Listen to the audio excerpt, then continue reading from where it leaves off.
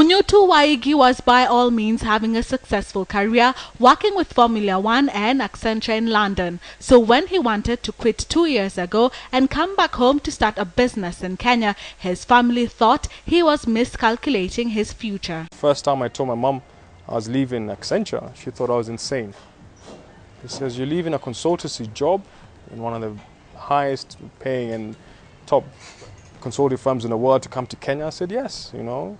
Kenya's where it's at the moment, yes. And it just needs that bit of bravery." With the undersea cable just landed, Munyutu saw an opportunity in e-marketing and developed a website that would let in consumers on the latest discounts and new products. He was so sure of the success of the site that he immediately took in 10 people on the payroll. As the months rolled by, we noticed from our Facebook fan page that we had a lot of buyers who were above the age of 50. Which was a very pleasant surprise. And you know, it's literally humbling when you get a call from Eldoret. Yes. A lady says, "I saw your deal, just make sure it's there when I get to Nairobi tomorrow. Yes. If it's not there, we'll have problems." So we're like, "No problem, we'll ensure that deal is available for you."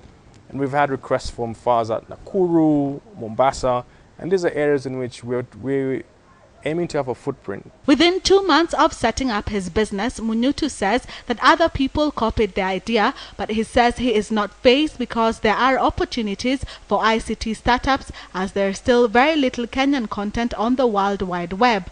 The internet has been made more viable as more people in the region access applications on computers and smartphones. This means that well-designed websites, user-friendly interfaces have become increasingly important, particularly as it relates to driving traffic and encouraging the use of e-commerce. Majority of our traffic comes in from mobile. Yes. So between the hours of 8:30 to about 5 o'clock, it's predominantly from the office. And all of a sudden it takes a dive down. And from about 7 p.m. onwards till about midnight, because we do have some fans that are quite interesting and have very peculiar night hours behavior, we get a lot of traffic from mobile, and we monitor this and we see it.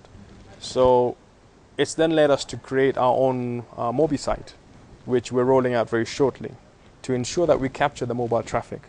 ICT is still relatively new and sometimes financial institutions can shy away, but Munyutu got venture capitalists and now plans to double the number of employees and turnover within this year. He, however, says that the challenge is the poor legal framework and the high cost of internet, but is optimistic that he will realize his vision. 10 years from now, I see us still entertaining Kenyans with, you know, crazy deals. I also see us in a lot more IT industries within the country as well, where we're making life easier using technology. Running a technology-based business can be a tough call as technology changes so rapidly it could render your innovation or business redundant just in a flash. But remember, Kenya has 4 million internet users plus another 18 million mobile phone subscribers who have access to the internet. That just tells you about the massive opportunities there is in the ICT sector. Cynthia Nyamai, KTN Saturday Night Live.